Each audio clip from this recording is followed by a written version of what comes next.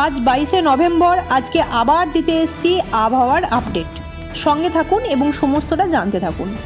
লক্ষ্য করা যাচ্ছে ঘূর্ণিঝড় বাংলাদেশের দিকে পৌঁছাবে, তবে এটা নাও হতে পারে, কারণ ঘূর্ণাবর্ত এখনও পরিপূর্ণ কিন্তু তৈরি হয়নি। তবে আন্দামান থেকে দক্ষিণবঙ্গে একটা ঘূর্ণাবর্ত তৈরি হয়েছে। 24 তারিখে ঘূর্ণাবর্ত থাকছে শ্রীলঙ্কার কাছে। 25 তারিখে যদি আবার দেখা যাচ্ছে এটি কিন্তু পশ্চিম দিকে ক্রমশভাবে সরে সরে যাচ্ছে এবং নিম্নচাপ দেখা দিবে, তাহলে এটি কিন্তু খুব বড়ভাবে ঘূর্ণিঝড় তৈরি হতে যাচ্ছে। 27 তারিখ রাতে এই নিম্নচাপটি দক্ষিণ দিকে থাকবে। রাতের দিকে কিন্তু এটি বেশি হওয়ার সম্ভাবনা অনেকভাবে দেখা যাচ্ছে। 24 তারিখে এটি ল্যান্ডফল নাও হয়ে মুভ অন করতে পারে। 30 তারিখে লাল সতর্কতা জারি থাকছে সমুদ্রে এবং সমুদ্র তীরবর্তী অঞ্চলে, বিশেষ করে মৎস্যজীবীদের উপরে লাল সতর্কতা জারি। তারা এই দিনগুলোতে, এই তারিখগুলোতে বিশেষভাবে কোনো রকম সমুদ্রেতে আপনারা যাবেন না মাছ ধরার কোনো ধরনের কোনো কাজে। তবে এটির বাংলাদেশে কিন্তু প্রচুরভাবে প্রভাব পড়তে চলেছে। 1 তারিখ থেকে আবার মুভমেন্ট করতে শুরু করছে। 3 তারিখ থেকে বাংলাদেশের দিকে যাচ্ছে, কিন্তু স্যাটেলাইট থেকে আসা এটি প্রেডিকশন। এটা কিন্তু নাও হতে পারে, কারণ এই মুহূর্তে আপনাদের সঙ্গে যে খবর শেয়ার হচ্ছে, যে আবহাওয়া আপনাদের সঙ্গে শেয়ার করছি, সেটা এই মুহূর্তে স্যাটেলাইট থেকে যে ধরনের প্রেডিকশন আমরা করতে পেরেছি সেটা আপনাদের সাথে শেয়ার করছি। এটা কিন্তু চেঞ্জ হয়ে যেতে পারে ঘূর্ণাবর্ত তৈরি হলে এই প্রচণ্ডভাবে এটি একদম পুরো অন্যদিকে মুভ নিতে পারে, ল্যান্ডফল করতে পারে। আবার এটি কিন্তু সেম থাকতে পারে।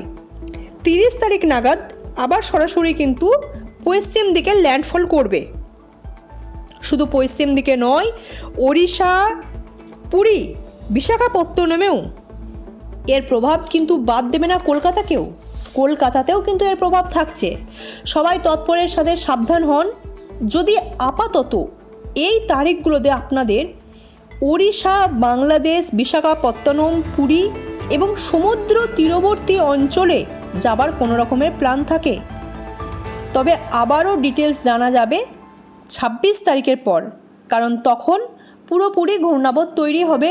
তখন যে স্যাটেলাইটের মাধ্যমে আমরা যেটা জানবো সেটা কিন্তু আপনাদেরকে সঙ্গে সঙ্গে আপডেট দেব।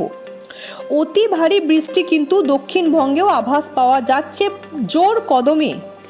তবে যদি এই মুহূর্তের খবর বলি, এই মুহূর্তে পশ্চিমবঙ্গের আকাশ পরিষ্কার।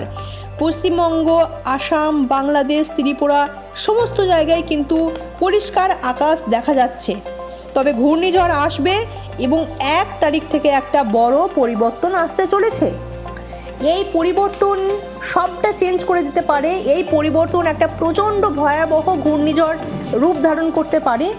আবার জিনিসটা পুরোপুরি চেঞ্জ হয়ে যেতে পারে যখন ঘূর্ণাবর্তটা তৈরি হবে। 26 তারিখের পরে আমরা আপাতত একটা স্যাটেলাইটের মাধ্যমে দেখতে পাবো পুরোপুরি কি প্রেডিকশন হতে চলেছে। আপাতত এই প্রেডিকশনই তৈরি করা হয়েছে এবং সেটাই আপনাদের সাথে শেয়ার করছি। আপনারা সাবধানে থাকুন এবং খবর দেখতে থাকুন। আমার চ্যানেলটিকে সাবস্ক্রাইব করে নেবেন যদি আপনারা প্রতিনিয়ত আবহাওয়ার এবং সব ধরনের নিউজ পেতে চান। আমার চ্যানেলটাতে অবশ্যই সাবস্ক্রাইব করে নেবেন এবং লাইক শেয়ার করে দেবেন, কারণ আপনাদের সাথে অথেন্টিক নিউজ অবশ্যই শেয়ার করবে বং নিউজ চ্যানেল। ভালো থাকবেন, নমস্কার।